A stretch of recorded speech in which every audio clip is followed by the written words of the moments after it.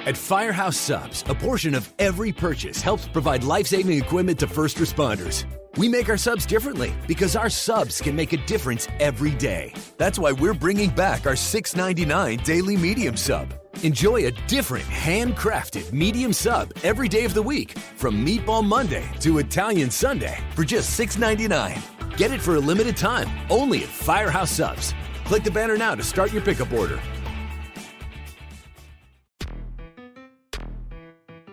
Welcome to Women Winning Divorce with your host, Heather Quick. Heather brings over 20 years of law experience that advocates and empowers women to achieve happier and healthier lives. Each week, we provide knowledge and guidance on different aspects of family law to help lead women through the difficult and emotional legal challenges that they are facing. Listen in as she discusses issues including divorce, custody, alimony, paternity, narcissism, mediation, and other family law issues to provide insight on the journey of women winning divorce. Welcome to the show. I'm Julie Morgan, and I'm joined by your host, Heather Quick. Heather, how are you today? I am wonderful, Julie. How are you? I'm doing very well. You know, before we got started, I told you that I live a very boring life, and and it continues. I'm still sitting in my closet as usual, you know? Girl, we got to get you out more. Oh, I know. But you know what? Actually, I thought about it. I said, whenever Legally Blonde, the third installment comes out, you know, that's going to be a date for Heather and I. You better believe it. That is a movie date for sure. As you can imagine, that is like one of my favorite movies. I will date myself because it doesn't seem like it was that old, but that came out when I was in law school. Really? Yes. No. Yes. No. Yes. I don't believe you. I know. No. So Heather, today's topic is top reasons for divorce. Let's talk about it. Is it still true that 50% of marriages end in divorce, or is the number higher? For some reason, I feel like it's higher. So unfortunately, yeah, that 50% number is holding true, for sure. And I think I read an article the other day that we have seen an increase over the past couple years, but the average still kind of hangs that 50%. And I think that increase is due to recent circumstances, with the pandemic and, as we can all imagine, and just so many life-changing things that were beyond our control and all those stresses. But yeah, we're looking at 50% of marriages end in divorce. That's it seems like I said, it seems like the number is higher, but also 50%, that's pretty high as well. It is. Is there a certain group or demographic that has a higher rate of divorce? We did talk about this like in previous episodes that like on one hand, divorce is going down for some age groups, but it's higher than ever for people in their 50s, 60s, and frankly, even 70s. And I think there's so many things, that one from my experience that I could, opine on, but people live longer and you're with the same person longer. And I think it's inevitable that people change and people grow, but if it's not together, I think we all get to a certain point, and I know I see this often, that there is like that aha moment, and you're like, what? Like, I've got another 20 years of my life, and I'm not doing this. I am not doing it with this person any longer. So basically, they just get fed up. They say that, okay, this is something that I put up with before, and I just can't continue. So, and I think that, yeah, and I mean, life and circumstances change, and maybe if you don't stay in tune with your spouse and you two are not really working towards the same type of goal, but, engaging with one another, you're going to grow apart. And there comes a day where you're like, this is just a roommate. And for some people, they're like, and I'm okay with that. And for some folks, they're like, no, I want more. I want more than that. I live with a person, but I'm lonely. You know what I mean? Mm. Like not just alone, you're lonely because you have somebody there, but yet you feel very lonely because there's not that connection. Yes, those two words mean something very different, alone and lonely. And yes, that's interesting. And so, okay, well, let's kind of go back a little bit. Is there one most common reason that people get divorced? If you had to rank the reasons, one most common reason. I think that there are so many, and I mean we can go in to so many. I do think money, probably like if we were to distill everything down to it, money and finances could be really one of the top reasons. And I think that that can be the basis of so many other things. If that makes Mm, sense. That can be the reason that you know, leave and go have an affair, but really maybe it came down to money and, the way you look at things or, want to have experiences. But I I think the truly biggest thing is that the communication breaks down and there's a shift in goals, but that there those aren't communicated. Like for example, you start out and we'll just do the traditional younger and get married and love, and it's we're working to buy a house, have children, and raise them. That's a common, very broad goal, but you could see how, okay, hey, we're both on board with that. And somewhere along the way that changes. Maybe the kids are getting bigger, and then it's like, well, what am I doing, or do we still have the same goals?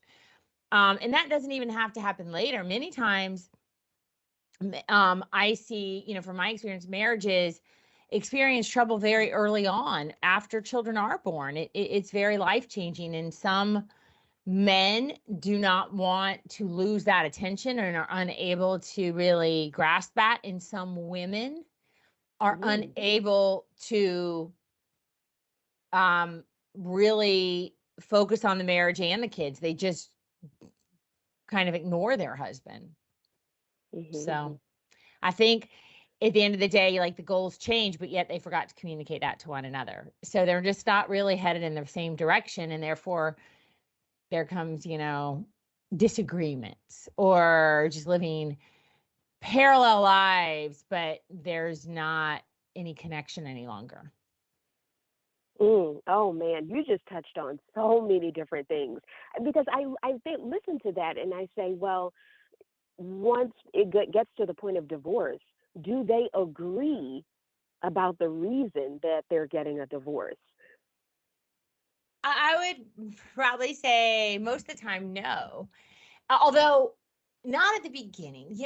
I think that once people can have some reflection on a divorce, which is a life-changing thing, very, as we've talked in all these episodes, emotional, and it's not going to be just one thing. It really isn't Hmm. anyway, because okay, a glaring obvious reason would be an affair. That's a valid reason, but there are so many things that probably came before that, and that was Mm, really an effect.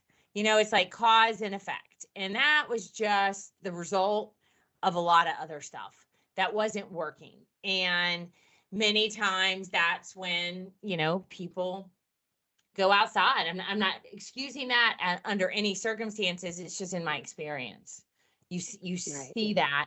And so then they're like, that's the reason. It's like, well, that is a reason, but it's really the Hmm. result of probably a lot of buildup over years.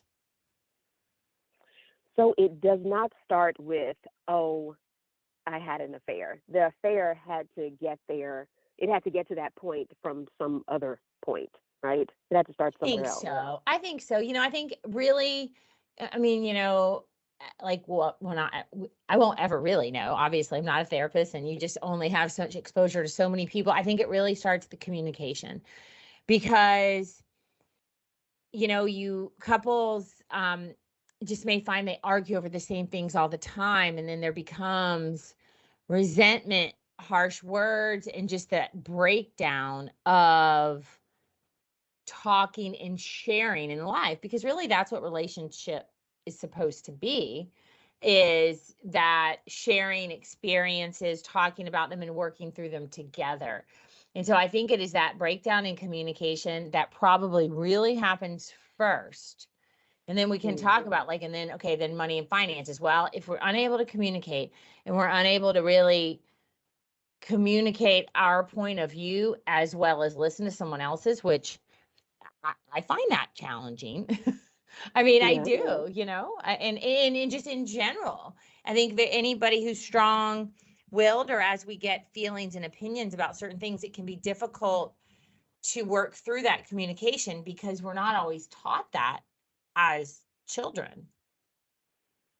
Hmm. So communication, you would say that it probably all starts with communication. I think so.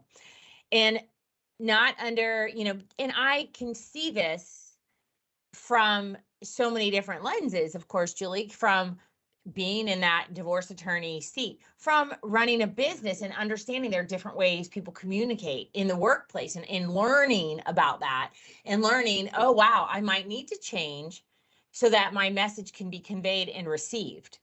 And so I've had exposure to a lot of things that have given me this insight, and it doesn't mean I naturally operate in this way, but I do think that it all starts with communication and not even understanding, hey, how do I best communicate with my spouse? Because when we're all in love and get married, oh, we just think we each agree with everything that the other one does or says.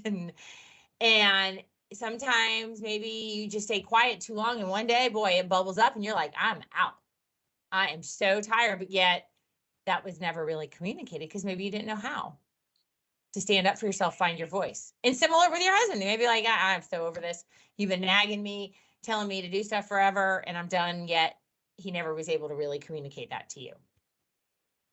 And could it possibly also be that before you didn't see it because you possibly had these blinders on, these love blinders, and then all of a sudden it just becomes apparent and you're just like, I can't do this. Like, where did this come from? I do. And I also think that, as we navigate, all of us, through life, we experience different things, some harder than others. But, I think that's a guarantee. We're going to have difficult times in life. And so when you're with a partner, when everything's just with everybody, in a work relationship, in any relationship, when there's no issue, it's easy. But then we get a bump in the road, and let's say money, finances, things get difficult. Somebody loses their job, the housing market tanks, whatever, something happens financially. Now your communication is stressed. So now all of a sudden, oh my gosh, how do we talk about this? Now we have never established how to communicate with one another. And either we're able to use this difficult time to figure that out, or we grow further apart. And I think that's how, it goes. And you see that from, for all kind of people, you'll see when there's divorce, there are these maybe external factors, but it really comes down to that basic basis that maybe, or that foundation, that's the word I'm looking for. That foundation may not have been as strong. And so then it has a harder time withstanding difficulties. Could it possibly be because you didn't talk about those things, those big things, those major things that you probably should have talked about before you got married, like money and finances and how you're going to handle them? I think so. And I just think we don't know as individuals. And I think that the majority of people enter a marriage, and, what do we have to learn from? The ones we grew up observing. And you think that all families were like yours, whether that's good or bad. What it is, what it is. Mm-hmm. I don't think there is a label on it, but you think, oh, okay, this is how, one of the things I learned really early on, just through observation, is that my husband and I are very similar. We're very different, but in a lot of ways we're similar, I think, from like that family of origin. And one of the things I thought very interesting is people in families argue and have disagreements in different ways. And some families just are yellers, And I guess like ours was not, we repress everything, keep it very quiet and polite, but so, it's all different. So if somebody raises their voice, like that's a big deal. Like that doesn't happen, And so I thought, wow, that would be difficult because you don't even argue the same. And for people who like to just yell and go all crazy, they move on and they're fine. And if they live with people who do that way, that's the way they operate. And so that's like a total difference. Like, whereas with me, I would be just like totally crushed if somebody raised their voice at me, like as, in a relationship or something, because that is just not the way it worked. And so that's where, and you don't even know, how would I, like, you don't really realize that. Now I had the benefit, I will say, of my, being in, having kind of our family dynamic change when either parent married other spouses. So then, not that I recognized it at the time, but as an adult, I can look back and go, oh yeah, that was why we didn't like that person and didn't understand them. So I think the communication, so then it comes down to money. And I know in one episode on prenups, we talked about, I'm pretty sure, like financial counseling. I think money is huge because, again, we grow up with these beliefs based on how we're raised and what we are exposed to as children and young adults. And if we don't even know it and can't talk about it, like, then how does that play out in a marriage? It's difficult. Oh, Heather, this is going to be a good conversation. You're listening to Women Winning Divorce with Heather Quick, owner and attorney of Florida Women's Law Group. We're going to take a quick break here, but when we return, we're going to talk more about why people get divorced. We're going to focus more on money and finances and also incompatibility. Stay with us.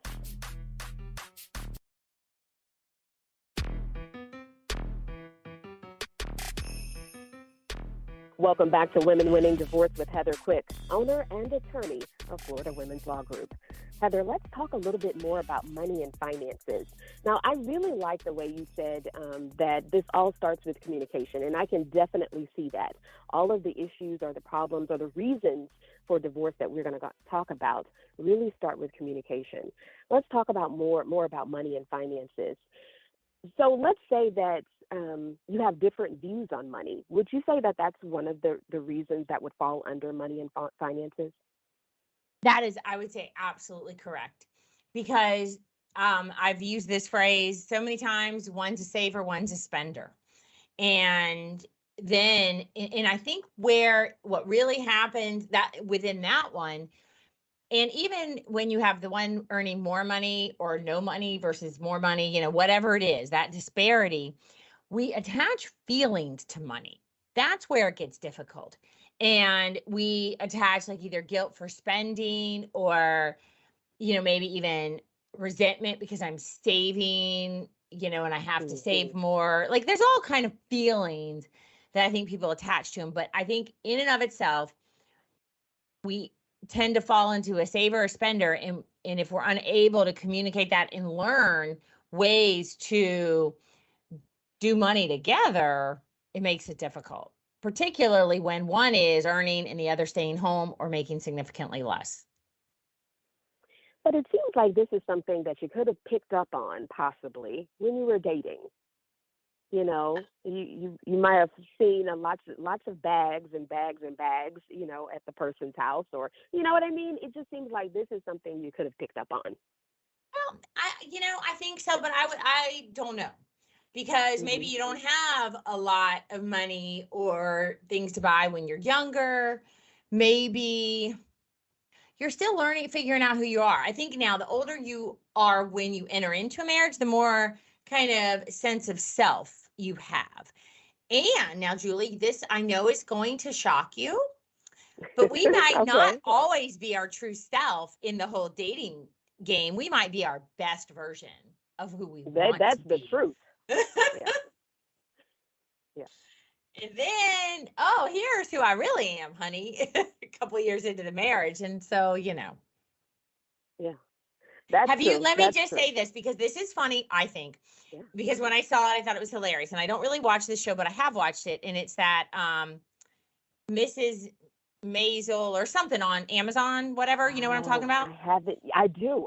Okay, well, she goes to bed. Okay, she goes to bed with a fully made up face, waits for him to go to sleep, goes and washes her face and puts cream all over her face, and then has like an alarm to wake up like 10 minutes before he wakes up to get up, clean her face, and put her makeup back on.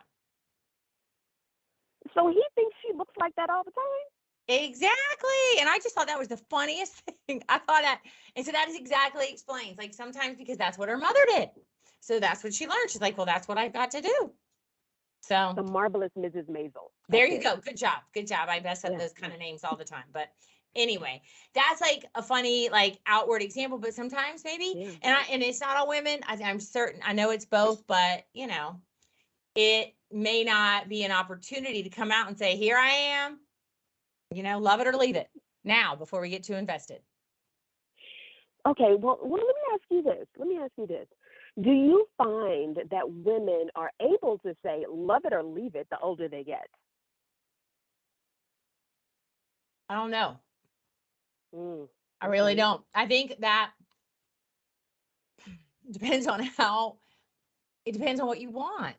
Maybe you see things in a way that you're willing to settle because, well, I want to have a child, or I don't want to be alone, or you get so set in your ways that then you do become more like this is it.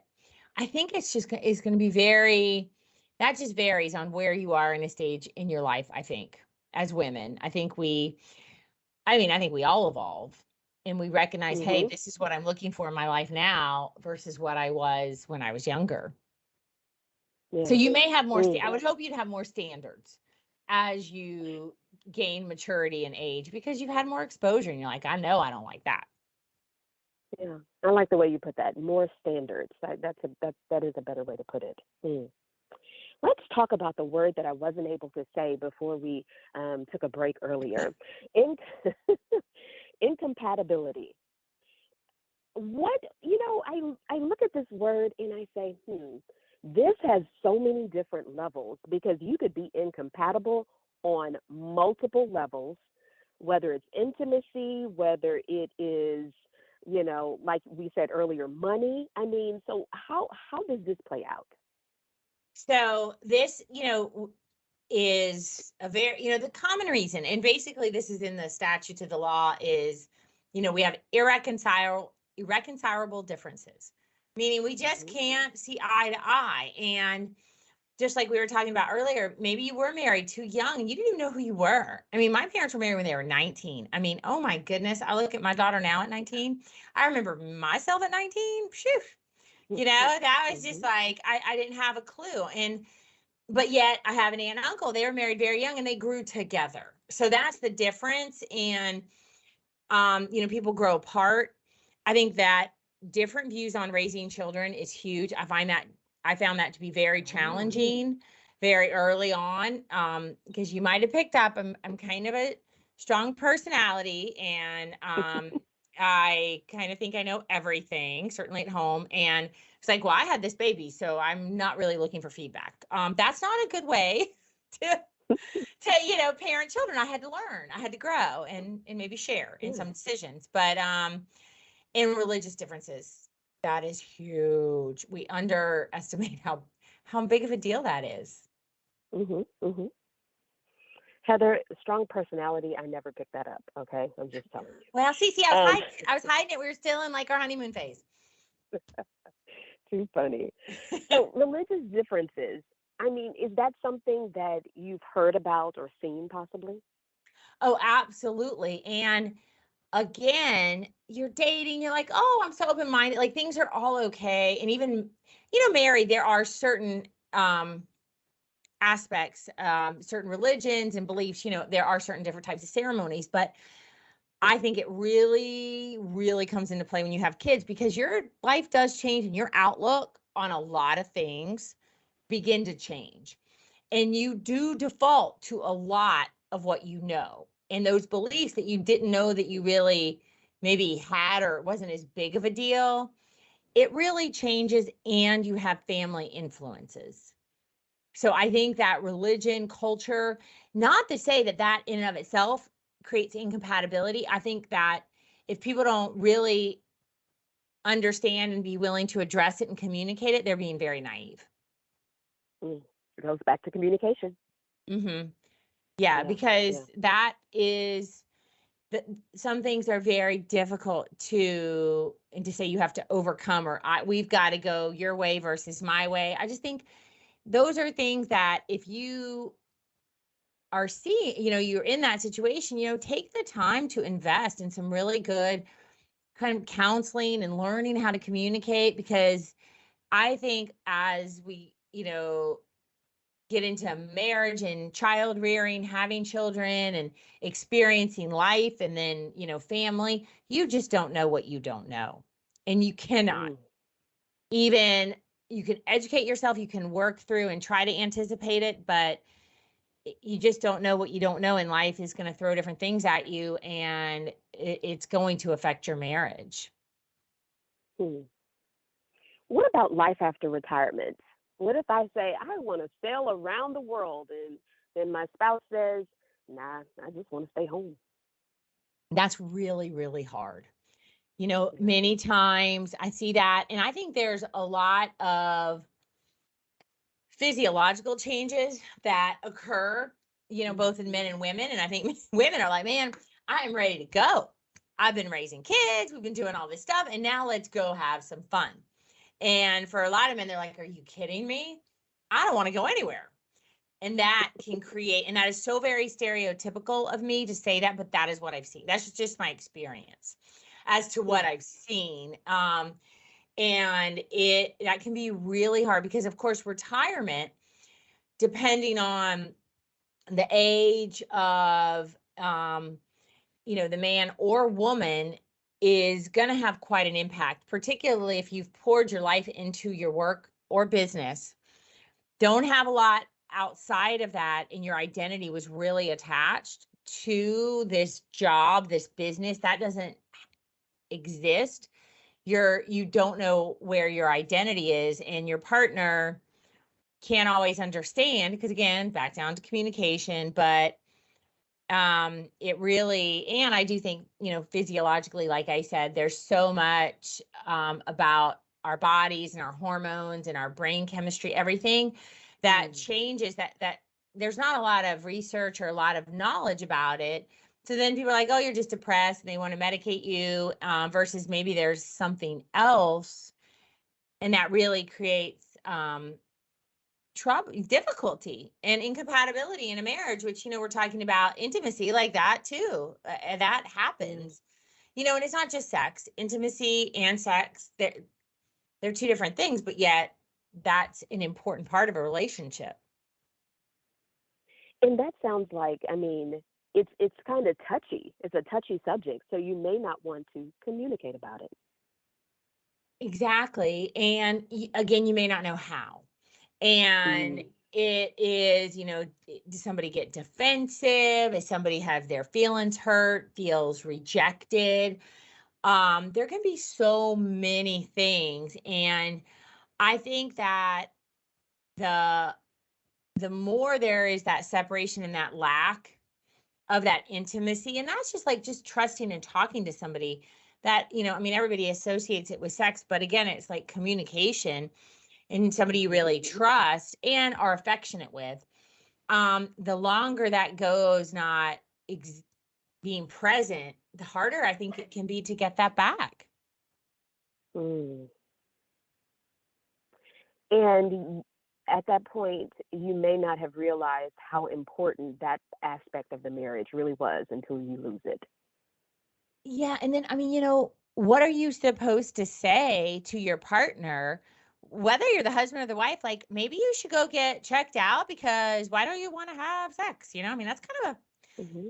and that's not a very nice way to say it. I don't know what is a nice way to say it. You know Yeah. what I mean? But yet, like, it's, I think that happens as well. And again, it can be difficult. And as people grow apart, or it becomes more of like, that's, I'm not interested in that or whatever, I think so much goes into that I am not equipped, experienced, educated on to speak about, except that I think that there are a lot of issues that do build in that area that cause divorce, and then lead to people stepping outside their marriage. Not that that's an excuse, but they're Mm-hmm. looking for something.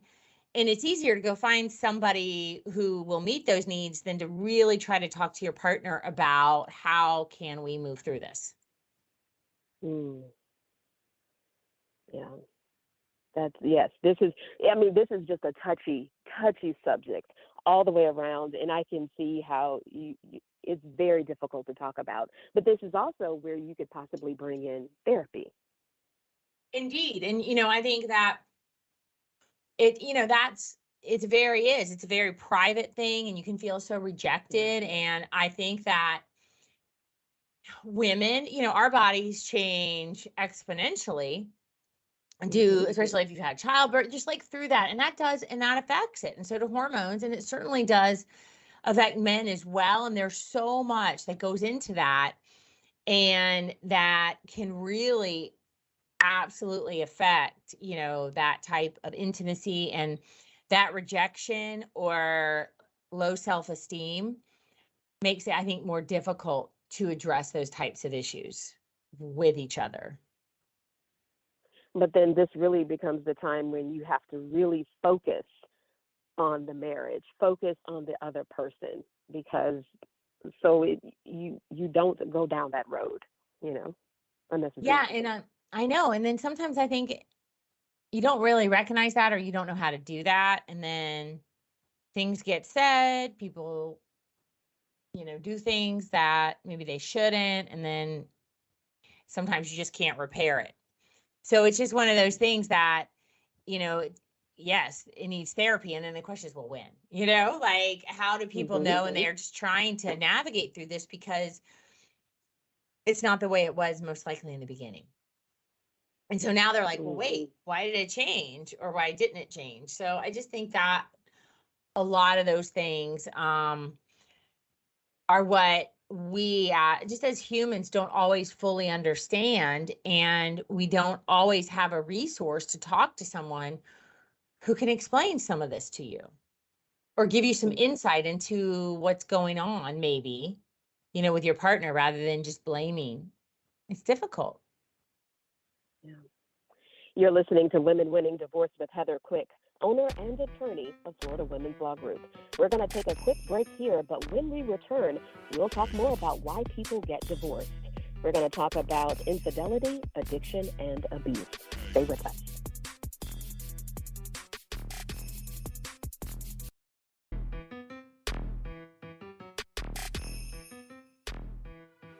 Welcome back to Women Winning Divorce with Heather Quick, owner and attorney of Florida Women's Law Group. Heather, infidelity. You mentioned this in part 1 and part 2 of the show, infidelity. But again, it goes back to communication. It doesn't start with infidelity.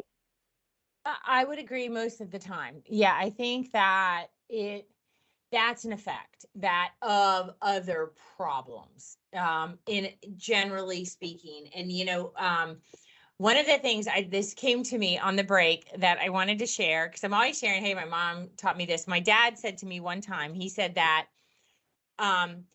women marry men thinking they can change them, and men marry women thinking they'll never change. And so, and Yeah. I was like, I remember that, like, if I've remembered anything, it's that one thing. And I was like, that explains a lot, as far Mm-hmm. as just a lot of, like, and then if you don't communicate that, oh yeah, I'm going to whip him, I'm going to change him, get him to be just who I want him to be, not who he is. And then, the man thinks you'll never change, but yet you do, and evolve.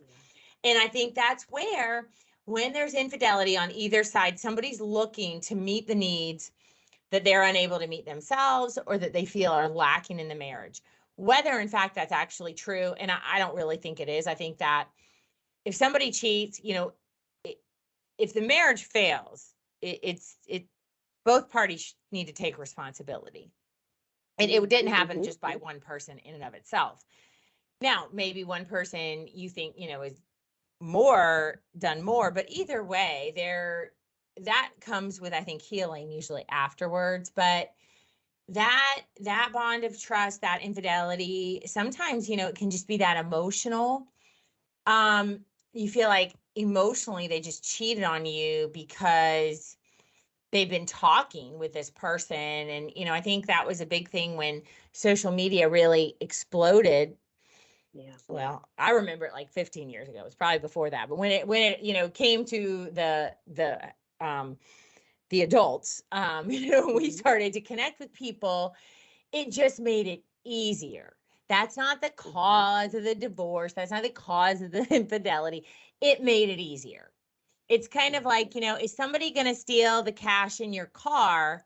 Well, if you leave $100 bill with the window down and the car unlocked, you've provided easier access. They may not have been a thief if it had been locked. They might not have broken the door and gone in, but people are going to do what they're going to do. And it's just, I think, because they're looking for that communication, or they're looking for that reminder of the way somebody sees them. Because maybe their spouse Mm. sees them as a slob, as somebody who doesn't, clean up after themselves or pull their weight around the house, or as a good dad. And then they can go into another relationship and be seen as, this handsome, charming person. And same with, women that, they're seen as the nagging spouse, the mom, the never really fixing herself up, just working at the house or whatever. And then they can go out and be seen in a different way. So it sounds like it's easy to put the blame on someone else, but really it's it's shared. And I guess blame is probably a little harsh, but this is something that is shared.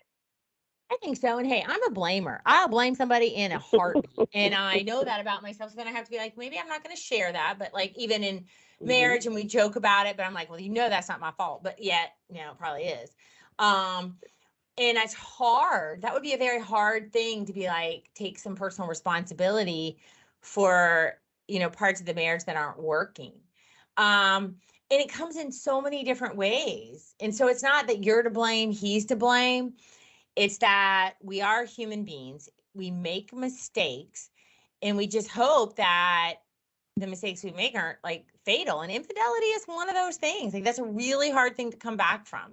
I think it really is difficult to rebuild. That's just one of the most sacred trust bonds in a marriage that either party has a hard time to overcome that. Men and women, without a doubt. But they can. I'm not saying they can't, but I would say yes, that is a really hard one to come to overcome. Right.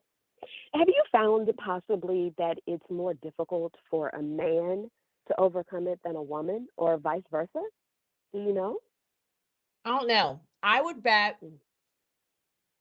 and this is I think on either side it just takes a lot of forgiveness and a lot of work on either side. But I would say that, because we've all heard this, once a cheater, always a cheater, and who usually hear that out of a woman's mouth. So I think that for us to forgive and forget, like truly forgive and move on, that would be hard. And I think with men, it's attached to their ego, their manhood, can be very hard as well in a different way.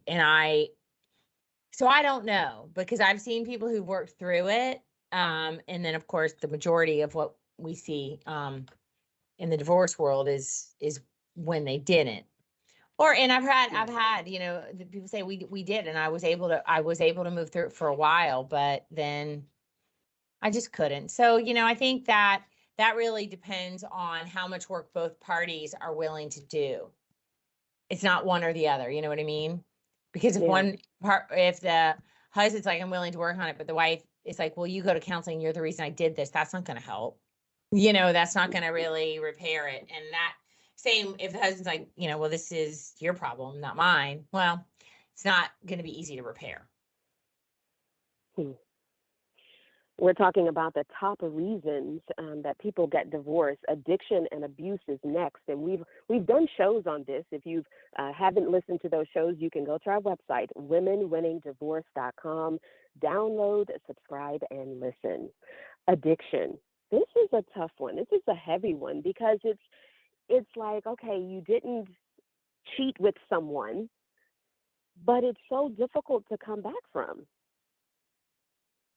Yes, the addiction is so difficult. And I think that when, you have that one, you want to save that person. So I think there's that, Ah, that part where I can help them.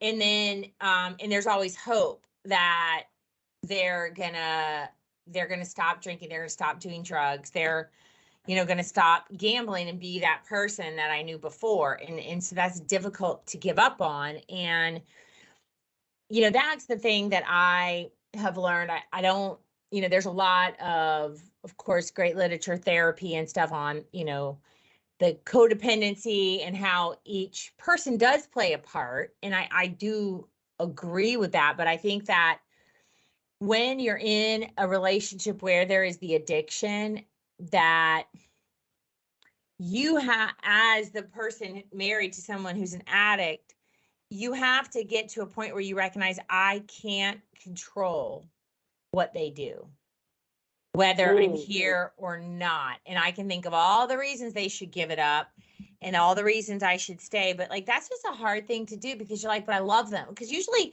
that addiction is harder because you still love this person generally, most of the people I've talked to, but yet they can't help them. They can't get them through this or help move them over it. And that hurts. And they know mhm. that their spouse is not willing to give it up for them or their children. And that hurts. So it's so deep. It's very difficult. I know people have struggled with leaving and how to deal with that all the time. Hmm. And we're talking about different forms of addiction as well. Yes, and I think some, like the ones where I say like alcohol, drugs, gambling, that might be more of you still love them, you're working through that, but there are certainly sex, pornography addictions, financial addictions, uncontrolled spending.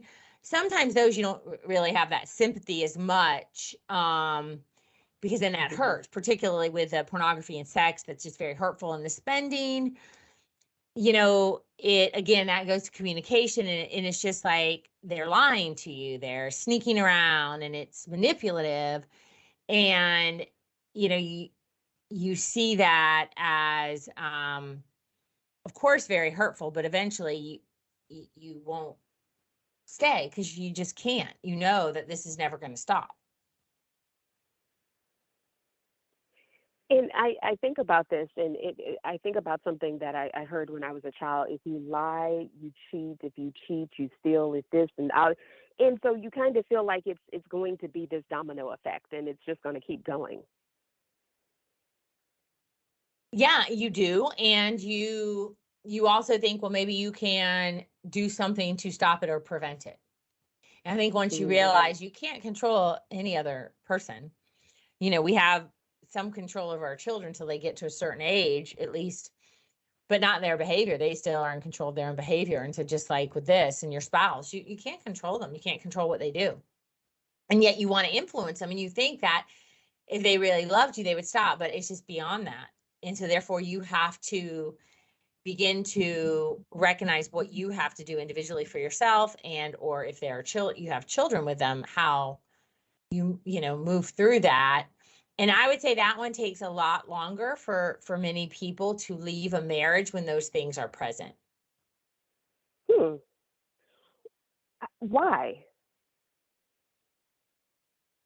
Because one, the addict, any type of addict, is Hmm. extremely manipulative, and you get sucked in, and you think they're helping, and you want to believe their lies, and you do believe their lies even though so I think it's just it's a web that maybe isn't a clear straight line, Mm, that makes it a little more difficult. And that's not for everybody. Some people may have a very hard line. They're like, nope, I gave you this chance, I left. But a lot of the, circumstances that I've seen in my experiences, over the years in family law, that this one is just because it's emotional for both sides. so we have just a few minutes left for this episode. Let's talk about abuse. Abuse and addiction, do they really go hand in hand? We've talked about this, I feel. I know we have. But when you see one, do you usually see the other? It's not uncommon for them to be together, but it's not an absolute.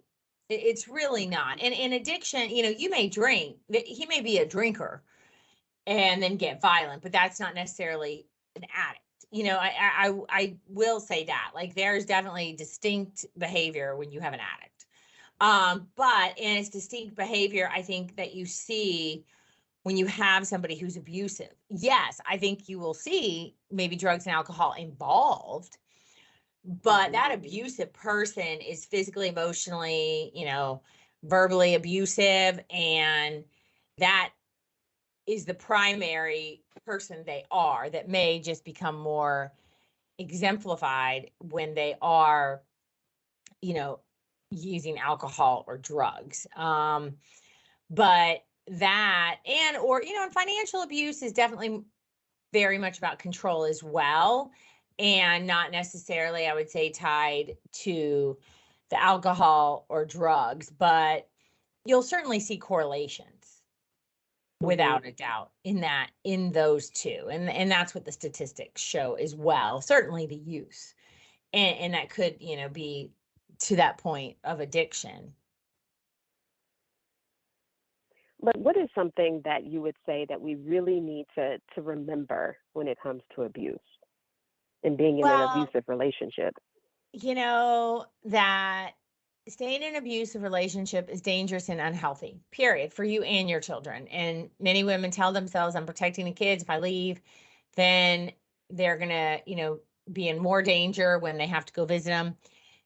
That is something you're telling yourself to not take action, because abuse affects not only the spouse, but the children, anyone in the household. And somebody has to break that cycle, and you only do that by leaving. And again, your behavior is not the reason they're acting that way. They have their own problems. They tell you, you made me do this, and this is why I'm doing this, but that's not true.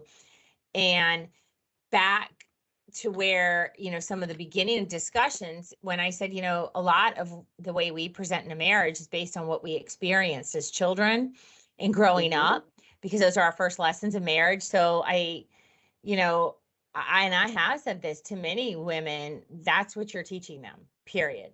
And you're fooling yourself if you don't think that, if you deny that. You're teaching them that it's okay for a man to hit a woman, to your sons, and so you're teaching your daughters it's okay to take it. I know that's harsh, but sometimes that's the truth. And it kind of comes, like I said, full circle to what we were talking about.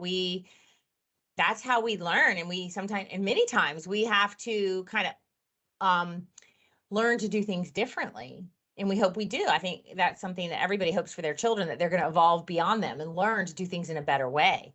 But you have to recognize, hey, this was great. This wasn't. This is how I'm going to grow and do better. Any parting words? Well, as always, Julie, to any of our listeners struggling with any of these issues and thinking about divorce, I do encourage them to call our office at Florida Women's Law Group.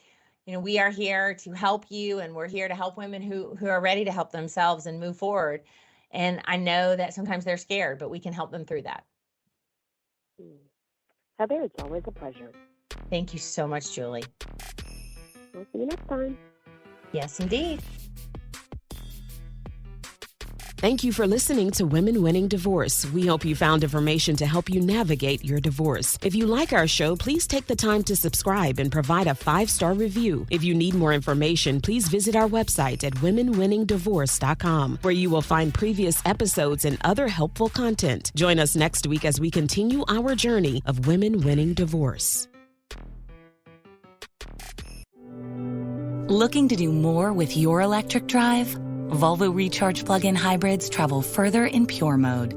That means more scenic routes, more lunch dates, more spontaneous adventures. And that doesn't include the more you're doing for the future by driving in pure mode. Volvo Recharge plug-in hybrids. Do more on electric. Visit volvocars.com/US.